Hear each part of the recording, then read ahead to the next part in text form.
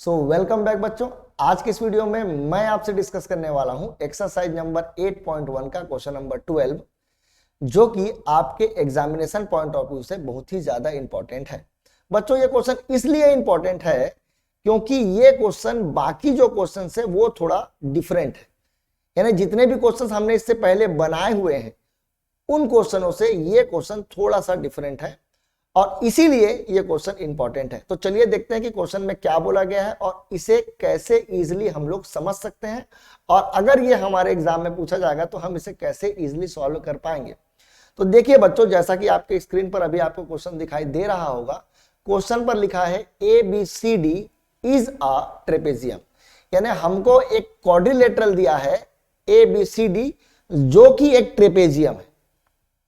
यानी कि ट्रेपेजियम एक क्वाड्रिलेटरल होता है, एक ऐसा क्वाड्रिलेटरल जिसके एक पेयर क्या होने चाहिए, पैरेलल होने चाहिए, जो कि क्वेश्चन में पहले से ही मेंशन किया गया है कि हमारा जो एक अपोजिट साइड का पेयर है AB और CD, ये दोनों आपस में क्या दिया गया है, पैरेलल दिया गया है। और साथ ही साथ बोला गया है कि AD और BC दोनों बराबर है। यानी कि जो नॉन पैरेलल साइड्स हैं वो दोनों आपस में बराबर हैं। बच्चों एक बात मैं आप लोगों को बता दूं आपके नॉलेज के लिए कि वो क्वाड्रिलेटरल या वो ट्रेपेजियम जिसके pair of non parallel side, trapezium में एक पेयर पैरेलल होता है और दूसरा जो होता है वो नॉन पैरेलल होता है। तो जो दूसरा पेयर है नॉन पैरेलल साइड वाला, अगर वो बराबर हो जाता है तो इसे हम लोग आइसोसेलेस ट्रेपेजियम बोलते हैं। आइसोसेलेस ट्रेपेजियम, ये बात आप लोगों को याद होनी चाहिए और दिमाग में डाल लें ये बात कि वो ट्रेपेजियम जिसके नॉन पैरेलल साइड्स बराबर होते हैं वो क्या होता है, आइसोसेलेस ट्रेपेजियम होता है। यानी ये क्वेश्चन अगर आपको एग्जाम में घुमा कर देना चाहे तो ये बोल सकता है कि हमारे पास एक ऐसा ट्रेपेजियम है जो कि आइसोसेलेस है। जैसे ही वो आइसोसेलेस बोलेगा आपको तुरंत समझ जाना है कि जो नॉन पैरेलल साइड्स है वो बराबर है। तो इस तरीके से क्वेश्चन को घुमाया जा सकता है, इस बात पर आप लोग खास ध्यान रखेंगे। तो वो ट्रेपेजियम जिसके नॉन पैरेलल साइड्स बराबर होते हैं वो क्या होते हैं, आइसोसेलेस ट्रेपेजियम होते हैं। चलिए देखते हैं। तो ये तो एक आइसोसेलेस ट्रेपेजियम दिया हुआ है और हमको प्रूफ करने के लिए चार चीजें दी हुई है, जिसमें सबसे पहले बोला गया है कि एंगल A और एंगल B को बराबर प्रूफ कर दीजिए। आपको ये वाला एंगल आपको दिखाई दे रहा होगा बच्चों, जो कि एंगल A है, और ये वाला जो कि एंगल B है, ये दोनों एंगल आपस में बराबर है, ये अपने को प्रूफ करना है।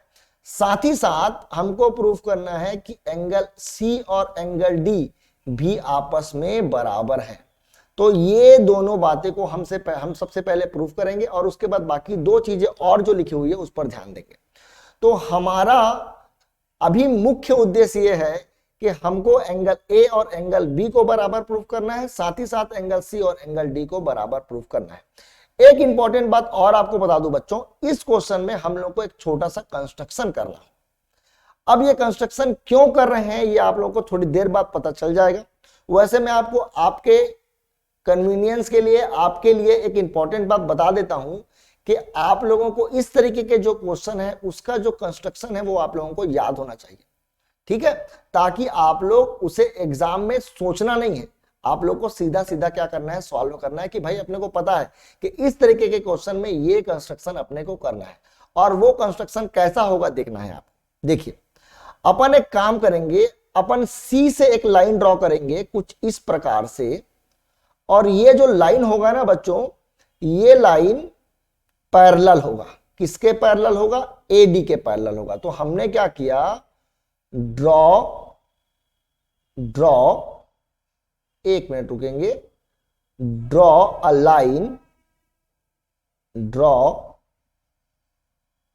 Line through C। हमने C से एक लाइन ड्रॉ कर दिया है through C, which is parallel to, जो कि किसके पैरेलल है, AD के पैरेलल है।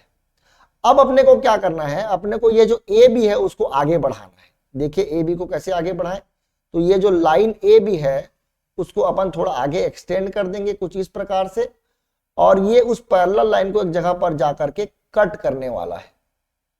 जहां पर ये इसको कट कर रहा है पुराने लाइन को जो हमने पैरेलल ड्रॉ किया था उसका अपन नाम दे देते हैं ई। तो देखिए हमने क्या किया, draw a line through C which is parallel to AD and which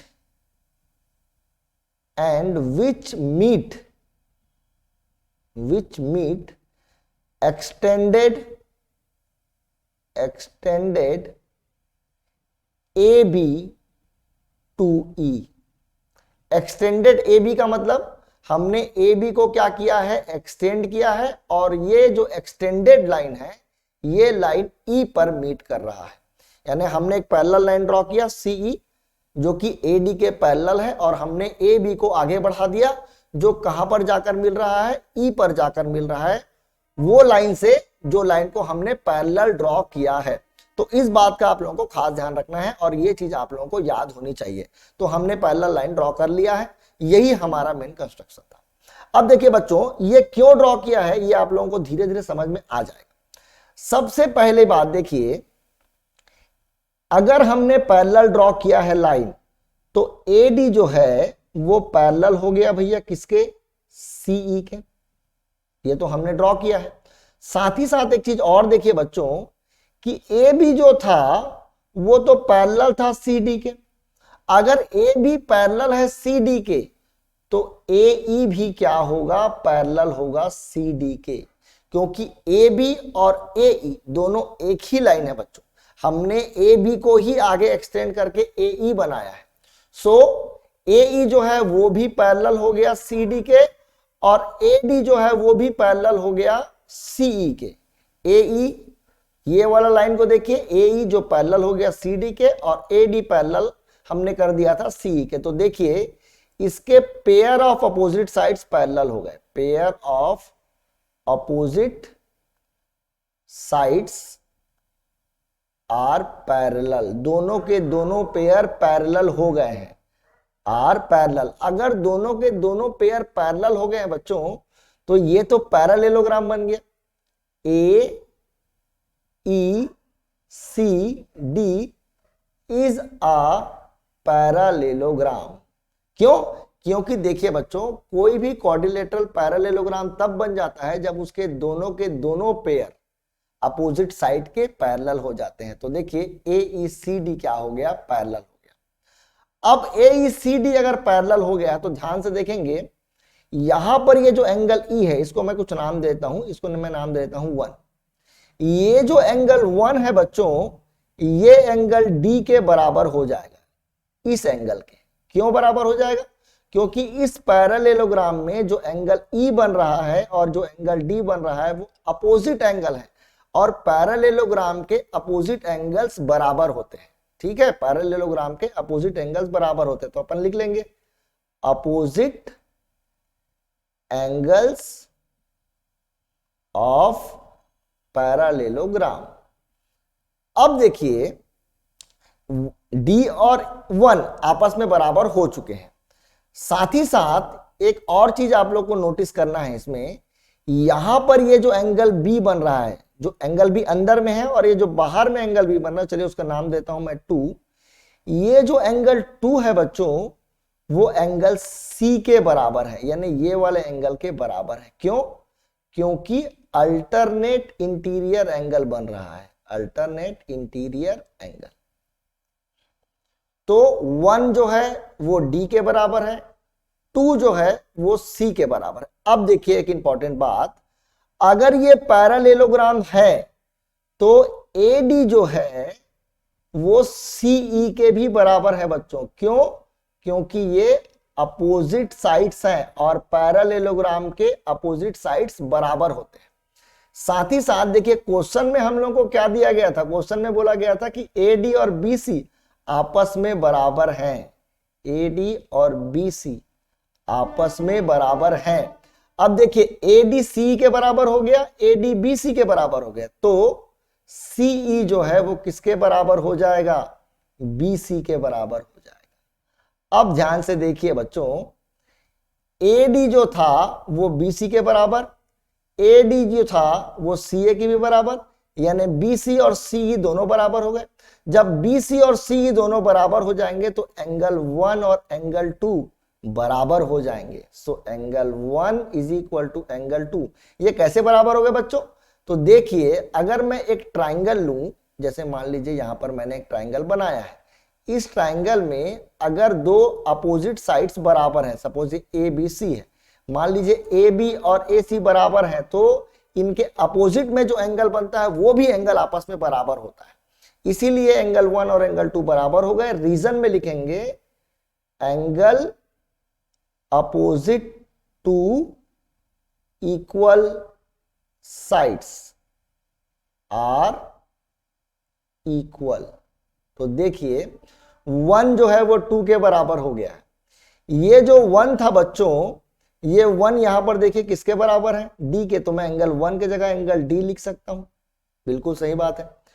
angle 2 किसके बराबर था? देखिए एंगल 2 किसके बराबर था? C के बराबर था। तो एंगल 2 के जगह अपन एंगल C लिख सकते हैं। और देखिए एंगल C और एंगल D दोनों बराबर हो गए, जो हमारा रिक्वायर्ड था, यानी कि जो हमको जरूरत थी कि एंगल C और एंगल D को प्रूव करने की बराबर, वो हमने प्रूव कर लिया है सक्सेसफुली। अब बच गया B और A को भी बराबर प्रूव करना है। तो देखिए ये भी बहुत सिंपल है। अगर आप ध्यान से इस ट्रेपेजियम को देख रहे होंगे, ABCD जो ट्रेपेजियम है, इस ट्रेपेजियम में ये जो एंगल A है और एंगल D है, इन दोनों एंगल का सम जो है वो 180 डिग्री होने वाला है। क्यों?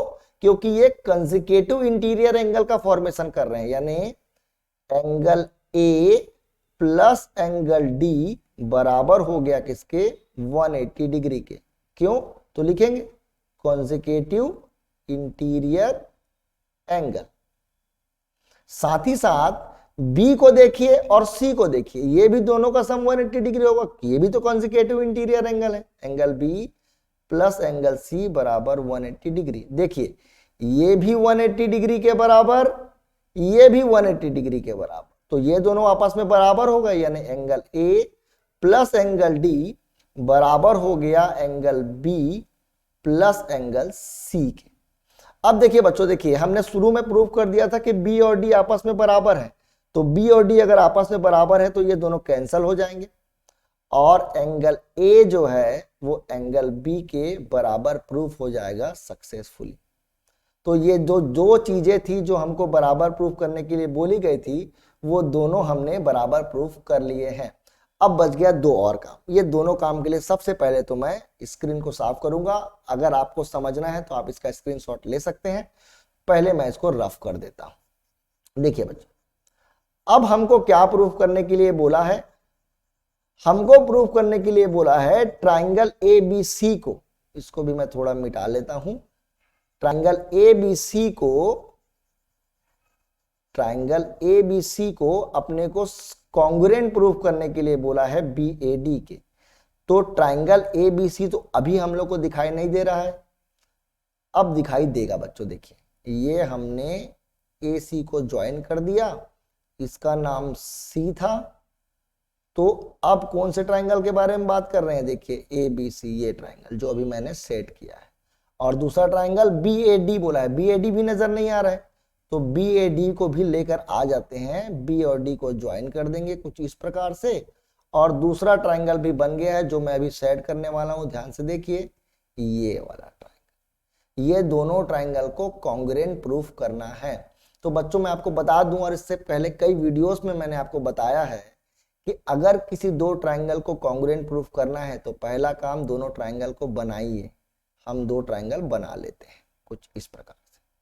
अब ये दोनों ट्राइंगल का नामकरण करना है। कैसे नामकरण करेंगे? तो देखिए, मेरे को पता चल गया है कि एंगल A और एंगल B दोनों आपस में बराबर हैं, और दोनों ट्राइंगल में मेरे को एंगल A और एंगल B नजर आ रहे हैं। तो मैंने जहां पर एंगल B नाम देना है एक ट्राइंगल का, एंगल A नाम देना है एक ट्राइंगल का, वहां पर उसका कोरस्पोंडिंग लूंगा मैं B को, और ये एंगल दोनों बराबर है, ये हमको पता चल चुका है। अब देखिए बच्चों, दोनों ट्राइंगल में हम लोग को एक साइड कॉमन दिख रहा है जो कि है AB। तो A हो चुका है तो मैंने यहां पर B नाम दे दिया, इसका B हो चुका है तो इसमें मैंने A नाम दे दिया, और ये दोनों भी आपस में बराबर होंगे क्योंकि ये दोनों कॉमन साइड्स हैं। अब देखिए एक ट्राइंगल का ए बी हो चुका है, क्या बच गया था डी, तो हमने डी नाम देना है इस ट्राइंगल में। एक ट्राइंगल का ए बी हो चुका था, ए बी हो चुका था, क्या बच गया था सी, तो हमने सी नाम देना है इस ट्राइंगल में। अब देखिए बच्चों, ए डी जो है वो बी सी के बराबर है, ये तो पहले से ही क्वेश्चन में गिवन है। लो ये प्रूफ हो गया, दोनों ट्राइंगल कॉन्ग्रुएंट प्रूफ हो गए। कैसे? बाई साइड एंगल साइड, दो साइड बराबर है और एक इंक्लूडेड एंगल बराबर है, तो इसको लिख लेते हैं। चलिए, in triangle A B D and triangle B A C, angle A is equal to angle B. कैसे पता चला? हमने पहले प्रूफ कर लिया था एंगल ए एंगल बी को बराबर। दूसरा, ए बी बराबर बी ए, क्यों? क्योंकि ये कॉमन है। तीसरा काम, ए डी जो है वो बराबर है बी सी के। कैसे? ये तो गिवन था, पहले से ही दे दिया था, ट्राइंगल ट्रेपेजियम आइसोसेलेस है। तो by S A S triangle A B D is congruent to triangle B A C. और इन्हीं दोनों ट्राइंगल को अपने को क्या प्रूव करना था? कॉन्ग्रुएंट प्रूव करना था, जिसको हमने सक्सेसफुली कर लिया है। अब आप सोच रहे होंगे सर यहां पर तो नाम ए बी सी दिया है, तो कोई दिक्कत की बात नहीं। इसको अगर आप ए बी सी लिखेंगे, यानी ए को पहले लिखेंगे, बी को बाद में लिखेंगे और सी को पहले लिखेंगे। देखिए ए बी सी, तो यहां भी आप बी से चालू करेंगे, पहले बी लिखेंगे, फिर ए के बाद आप बी में गए थे, तो बी के बाद यहां पर आप किस में जाएंगे? ए में जाएंगे और उसके बाद डी में जाएंगे। तो दोनों का मतलब एक ही है, कोई दिक्कत की बात नहीं है। अब देखिए बच्चों, अगर ये दोनों ट्राइंगल कॉन्ग्रुएंट हो गए हैं तो बचा हुआ सारे साइड्स और सारे एंगल दोनों बराबर हो जाएंगे।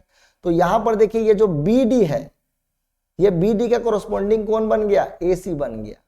और by C P C T, B D जो है वो बराबर हो गया ए सी के, जो कि हमारा लास्ट काम था। तो ये भी हमने सक्सेसफुली प्रूफ कर लिया है। अब देखिए बच्चों, अगर आप सीई ड्रॉ नहीं करते तो ये पैरेललोग्राम नहीं बन पाता, और पैरेललोग्राम नहीं बन पाता तो आप इतने सारे एंगल्स को बराबर प्रूफ नहीं कर पाते, और एंगल बराबर नहीं प्रूफ कर पाते तो ट्राइंगल कॉन्ग्रुएंट भी प्रूफ नहीं हो पाता। इसीलिए हमने पैरेललोग्राम बनाया। कैसे बनाया? हमने सी से एक लाइन ड्रॉ किया और ए बी को एक्सटेंड किया, जो जा करके उस पैरेलल लाइन पर इंटरसेक्ट किया, जिसका नाम हमने ई दिया था। और पहले हमने इसे पैरेललोग्राम बनाया और उसके बाद बाकी सारी चीजों को हमने सक्सेसफुली प्रूफ किया। सो इस वीडियो के लिए इतना ही। अगर आपको वीडियो पसंद आया होगा तो आप वीडियो को लाइक कर सकते हैं, साथ ही साथ मेरे चैनल को सब्सक्राइब कर सकते हैं। Thank you.